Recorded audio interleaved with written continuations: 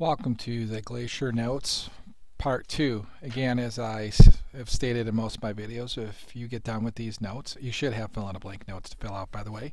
But if you get done with these notes and you have any more questions about the videos or about glaciers, when you get to class, just ask me those questions. I'd be happy to discuss those questions with you further to help clear up any misconceptions or anything else, any other questions that you have as a result of watching the videos. Now, if you watched the last video, I said these are basically a continuation of the erosion notes. We've talked about what erosion was, and erosion is the movement of material, sediments from one location to another, where weathering was the breaking down. And there's basically four main parts to erosion. There is the mass wasting, or mass movements. There is wind, there's water action, and now we have to have, when I say water, it's got to be running water, it's got to be moving water. And the last part of the erosion that we're going to talk about is glaciers. So this is part 2 of the notes. And in part 1 we talked about glaciers, how they move, and we started introducing, or I started talking to you or introducing to you how glaciers have impacted Wisconsin. And so in part 2 we're going to take that a little bit further. Now if you look right here, does this look familiar to you? If it does, that's good, because it should.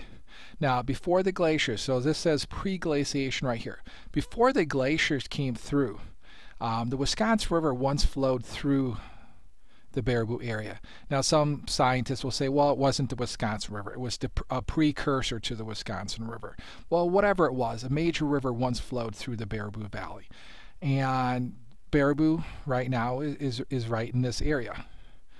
And so at one point in time, this area would have been covered, not necessarily by glaciers, but by water, at least some of the water, because it would have been a major river. So if Baraboo's being in this area, and it might even be a little bit more to this side, because right here is where you have Devil's Lake. And a lot of times we can look right down and we can see Devil's Lake from the Baraboo area if you're up high enough.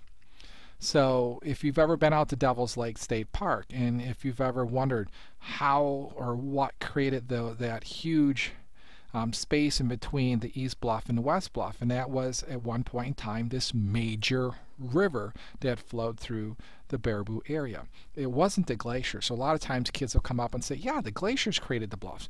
No, the glaciers did not create the Baraboo Bluffs, but glaciers had a hand in helping to create things like Devil's Lake and some of the other moraine and glacial features that you see here in our area. So before the glaciers, the precursors to the Wisconsin River, if you don't want to call it the Wisconsin River, moved through the Baraboo area. And here's a view from the East Bluff, but you can look out here and you can see this huge flat area. And you've got this hill here, which is one of the moraines that we'll talk about in a little bit. But if you go out here, Alliant Energy actually bought up a lot of land here. At one point in time, they were actually considering building their power plant that's over in Portage in this area. And if you've ever walked back there, they have some really nice trails. But there's also a lot of marshy area, a lot of lowlands. And that's because at one point in time, the river once flowed through here and connected up with Lake Wisconsin over in this area. And as a result, because the river flowed through here, it's pretty flat, and it's a lot of lowland because the water would flow through the lower areas. So you still have a lot of those low-lying areas here that are creating a lot of marshes, a lot of small lakes. So here we can see that. And something happened though. One, you can figure it out from this slide. The Green Bay lobe came down. In other words, the glacier came down. And what had happened, here's the Devil's Lake Gorge. That glacier came down. Now the glacier is not one flat surface, or it's not, just one straight line, but it actually did something interesting. The bluffs probably stopped it from going any further here. And you had it plugging up one side of the Devil's Lake area, and it came around and it plugged up the other side. So from both ends, where Devil's Lake State Park is, where Devil's Lake is right now, if you wanted to look at where Devil's Lake is, it's this area right, oops, sorry about that. It's this area right in here. Well, it basically blocked both ends. So that river that used to flow through here cannot flow through here. In fact, it couldn't flow anywhere near Baraboo. And so here we see a close-up of that. Here's where Steinke Basin is today. There's some nice trails out there, but again, it's a pretty marshy area, and that's because it was once covered by a glacial lake. Although not very large, it once was covered by a glacial lake. Here you see some of the other features like Elephant Rock. Here's the East Bluff. There's trails coming along the whole edge of this. So, you know, we got trails coming down here, and you've got some trails going down the bluffs, and another one coming here and coming down. And if you, right here is the one view I was looking at towards Lake Wisconsin. Right now there's moraine here in this area because the Green Bay lobe came, and as it started to retreat, it dropped all of its sediments in this area here, and it plugged up that end and it plugged up this end, so that river can no longer flow through here. But we're going to find out that it wasn't even near here in the end. So what had happened? So here's the Baraboo Hills. You can actually see that via glaciers or via satellites, because you got these highlands are pretty evident, and you can see that a lot of times on maps that show topography. But that glacier actually plugged up the Wisconsin River, or the precursor to the Wisconsin River, and up near Wisconsin Dells is where that river started to back up. And that backed up, and it created this huge, huge lake. If you've ever driven up Highway 13, and Highway 13 comes north here, and it goes up this way, you'll see that's really flat out here. And this lake would have been huge. It would have covered, you know, if I was driving to Moss, it may take me half an hour. It would cover that whole area all the way up to Wisconsin Rapids. In fact, for a while, it actually, the Wisconsin, you know, this is called Glacial Lake, Wisconsin. It covered about the size of the Great Salt Lake. And at one point in time, it actually went out the Black River. And if you know about the Black River, eventually the Black River empties out near La Crosse, or just north of La Crosse, or, you know, I don't want to say if it's in La Crosse, but it's right around the La Crosse area. It goes into the Mississippi River. So at one point in time, this lake was so large it actually drained out to the north and through the Black River, and it actually drained out near La Crosse. Now, what had happened? So here's another view. You can see how large that lake would have been. It would have been by far, if you thought Lake Winnebago was large, this would have dwarfed Lake Winnebago that we have today. But, well, before we get into the buts, let's talk about, here you can actually see. So at one point in time, these bluffs would have went all the way down here, and this is where the river would have flowed through. But as the glacier came through, it dropped all this terminal moraine. So if you would dig through here, that's all glacial deposits. And we can see it over here, because the river would have come through here and out this way. So we can see it, and we look from the other end. It's not as pronounced over here, but if you go into Devil's Lake, you know, as you go in, you actually come up high, and you actually have to travel downwards, down into that last turn before you have to pay to get into Devil's Lake. So that would have been the terminal moraine. Now, what happened to it? Let me back up a few slides. Right here. Now, eventually what happened was this giant ice, as the ice retreated and it moved out, eventually the water broke through that ice and dam, and that all the water of the lake, that water gushed out. And what geologists theorize is that it rushed out of that lake, and it actually carved all these sandstone formations that you see up near Wisconsin Dells. And some geologists theorize that that lake drained in a week or two, and so that all of these features weren't formed over thousands and thousands of years, that a lot of them were formed over a couple weeks, maybe 10 days. So different geologists have different theories, but most of them will say yes, it happened in a very, very short period of time. And it's one of those things when we talk about how glaciation has impacted Wisconsin. Well, we may not have the water capital of the world right here just a few miles north of Baraboo if it wasn't for the glaciers. Now, are there other remnants of the glaciers? Yes, if you've been out hiking near Steinke Basin. Steinke Basin is just, you know, if I go this way, there's actually a trail up here, and you can't see it right here, but there's a parking lot just a little bit further up here, and there's trails that go up into the Devil's Lake area, but this is part of Devil's Lake State Park, but you can see it's really low. Right here, there's a lot of marsh in there. I've been walking out there, and there's a lot of times if it's been raining that it's really wet. You got to be careful. There's rattlesnakes out there. You got to be careful as you're hiking out there. And it's really low land, and that's because at one point in time it was a lake too, and that lake was formed from the glacial, as the glacier was melting. A lot of that ice water, that melt water, sat in this area. Now eventually there was a blowout. This is the Johnstown Moraine, and if you walk through here, it actually dips down and it'll actually come up. This was a blowout, and a blowout is what geologists say is this was holding back the glacier meltwater, and eventually the pressure burst through here and it drained out here, and so they call it a blowout area. So what happened now? You saw before the glaciers that river once flowed through this area. Now, because it broke through that icing dam up near Wisconsin Dells, it didn't flow in the same area anymore. It actually bypassed, and it goes over by Portage now, and you can't see it because it goes off the map, so it goes way over there, and then eventually it comes back this way. And what happened is the Baraboo River, which used to flow into that river in this area here, now basically files that channel out. So I remember the first several times coming into Baraboo as a kid thinking, how did this little river carve out this huge area? Well, it didn't. It's not the Baraboo River. It was the Wisconsin River, or a precursor to the Wisconsin River, that carved out that area. So let's take a look at some of the other various glacial features.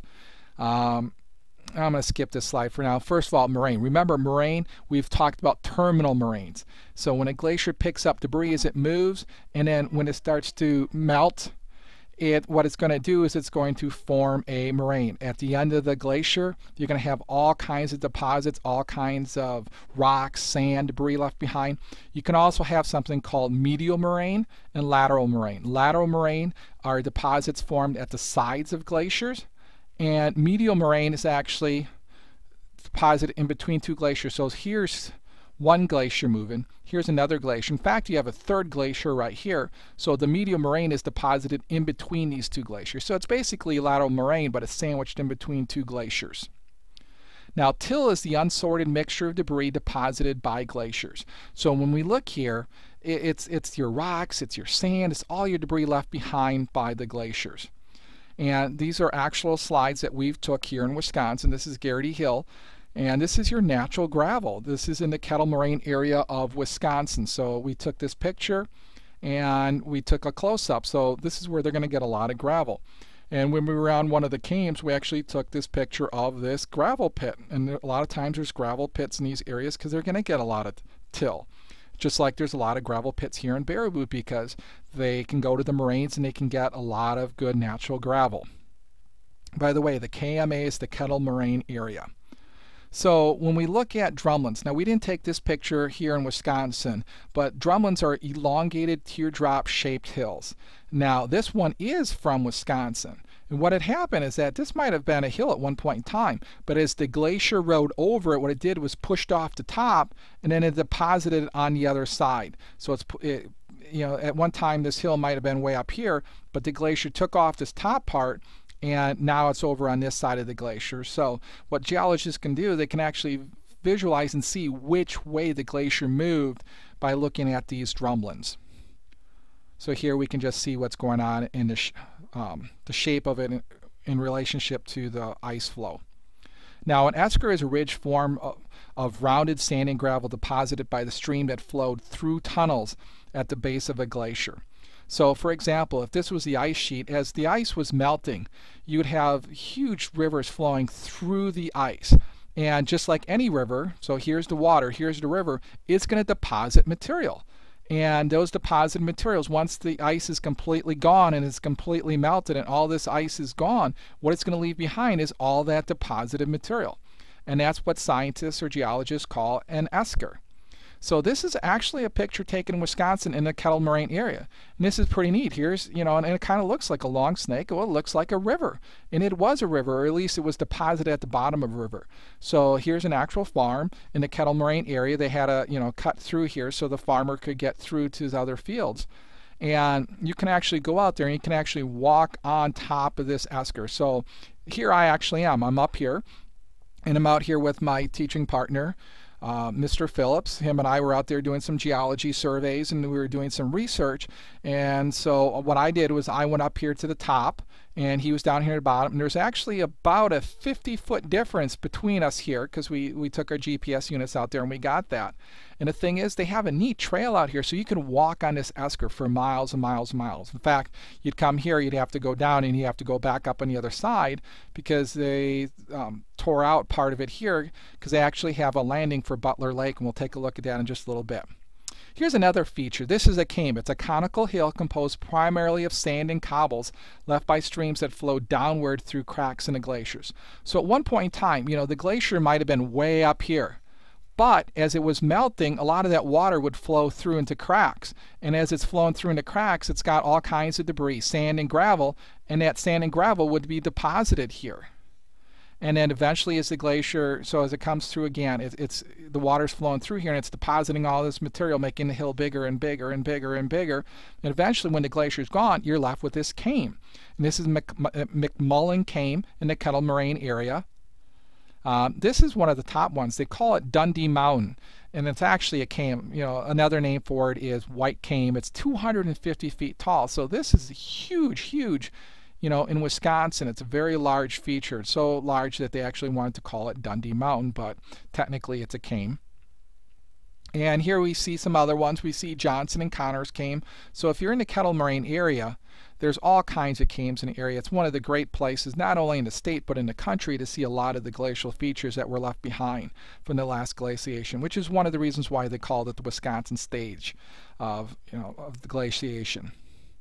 Now, a kettle is a surface depression formed by large blocks of melting ice that were buried with sand and gravel.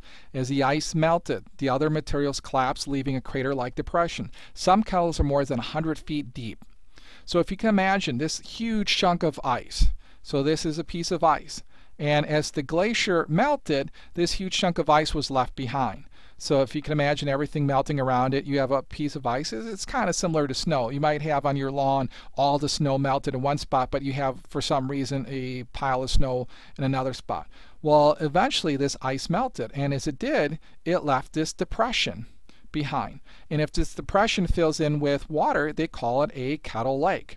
Now, if it doesn't fill in with water, sometimes they just call it a dry kettle, or sometimes it'll be more of a marshy area. So here's Butler Lake.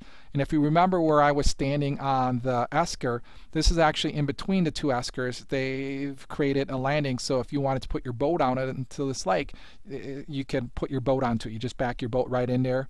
And as you can see, this lake is starting to fill in with a lot of debris because it's not a very deep lake. Now, here I am at Devil's Lake State Park. Again, my fellow teacher, the geologist, Mr. Phillips, and I were out there doing some research, and we came across this esker. And what I did was I went out there and walked, and if you can see from my waist, there's this red binder. What I did was I put this binder even with Mr. Phillips's feet, and so that way we can kind of get a size perspective of how deep this kettle was. Now this would be considered a dry kettle lake. I guess you don't even want to call it a kettle lake. It's just a dry kettle. It might have been filled with water at one point in time, but again, a huge chunk of ice was here, and as it melted, it left this depression behind. Now also at Devil's Lake State Park, you have a former kettle lake. It's a kettle lake, but the lake's been there. It wasn't very deep, but over time, through succession, things are filling it in. And now it's more of a marsh than anything. You know, hundreds of years ago, you might have been able to get a boat out here. Now it's being filled in with all kinds of marshy grasses. And in another 30, 40, maybe 100 years, they might have some trails out here, but it's still pretty wet right now. But if you're ever out there, it's just off one of the trails out at the old Johnson farm site, or not too far off the trail from the Johnson farm site. You can take a look at probably the largest kettle in the Devil's Lake area. Now this is really neat. This is an erratic. Boulders carried long distances by glaciers and deposited when the glacier melted. So when we look at this erratic, this is one huge rock. So when we look at this, it's not like they built this around something. This is a huge rock that was carried by the glacier. So it's kind of neat because it gives you a size perspective. The glaciers must have just been huge pieces of ice to be able to move something this large. Now, I always tell the kids when I see something like this would have been neat to have in your backyard. Imagine playing King of the Hill on this. Well, if you fell, you're probably not going to get back up, so you truly would be the king. But can you imagine having one of these things in your backyard? Just huge, huge. Now, in Devil's Lake State Park, there's some smaller pieces. These are erratics. Scientists theorize that these rocks, they're not native here to the Baraboo area, that these rocks came from northern Wisconsin, maybe southern Canada.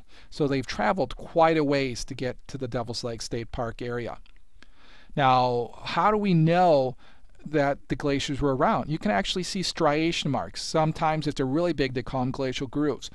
But as a glacier moves along, it's going to have boulders in it, and these boulders will scrape across the bedrock, and they'll leave these scraping marks behind. So geologists can learn a couple things. One, they can learn which way the glacier was moving, and they can also figure out that the glaciers were there. They'll find glacier grooves, markings like this in places like India, which are really close to the equator. So how can you get glaciers in India? Well, this leads geologists to theories as to how you might have been able to get glaciers in on the subcontinent of India. Another interesting thing are the potholes out at Devil's Lake State Park. These are rounded depressions in quartzite. If you know anything about quartzite, quartzite is a very, very hard rock. And a lot of times people were puzzled. How did we get these? How can these form? Well, it also goes back to the glaciers. A lot of geologists theorize as we had all this ice that was on top of the bluffs, as it was melting, all that water was flowing over the top of these formation, this quartzite out there. And what had probably happened is that you might have had another rock, say this rock right here was in here, and over time it created a little whirlpool and it just carved it out. And that's why these are so smooth. And they actually have a couple of rocks that are, almost look like bowling balls. They're smoothed, and they had them in the nature center there. And so scientists are theorizing that these were stuck in here, creating little eddies or whirlpools, carving these out and making these all soft. Or not soft, but smooth. So here's one of my youngest sons, Ethan. This is one of his bendos. So when Mr. Phillips and I were out there, we were doing some research. We like to put figures in these areas so that we can get a size perspective. So how big are these potholes? Well, here's Bendo. Bendo is about 11 inches from here to here, and his knees are bent a little bit. So you're looking at a good, 11 inches would put him about here. So you're looking at about a good foot, maybe 13, 14 inches across for this pothole. And one of the last things we want to take a look at is all the talus out here at Devil's Lake Park. At one point in time, all these rocks were up on the bluffs. And over time, whether it was the glaciers, whether it was running water, whatever it was, these pieces have broken loose. And this is one of the telltale signs that weathering is taking place out at Devil's Lake State Park. So here we see some more talus. You can see we took this in a part of the year where we actually had a lot of water. So part of the parking lot down here at Devil's Lake State Park was underwater. And there's still an island. There's usually an island there, but usually this comes out a lot further. But it was underwater the year that we were out there doing some geology research. And we live right next to the park, so we can get out there quite often. Now, outwash, these are sediments washed out by the flowing water beyond the glaciers, and they're laid down in layers. The particle sizes vary from boulders as small as silt. Now, one of the last things I want to talk about in these notes are icebergs. Now, freshwater ice that has been broken off a glacier or an ice sheet are called icebergs. Now, these icebergs, they float into water because they are less dense than salt water. And one of the interesting things is, I'm not sure how they took this picture, but it really is neat. Whenever you come to an iceberg, only about 1/5 of the iceberg's mass is actually visible above water. And the largest iceberg sighted was about the same size as Belgium. And so you're looking at some pretty large pieces. But what's neat, again, is that most of an iceberg is found underneath the water. So when you hear about ships like the Titanic hitting an iceberg and seeing the iceberg, well, most of the mass of an iceberg was underwater, which is why they, the hull probably got scraped and got the lacerations in it, which caused the Titanic to sink. Well, that does end part 2 of our glacier notes. As always, if you have any questions about what you saw or any stories that you want to convey because you've traveled around looking at these various features, come in. I'd love to hear about them. Or if you have any questions about the videos, I'd love to hear about those as well, and we can sit down and we can talk about them. As always, once again, thank you and goodbye.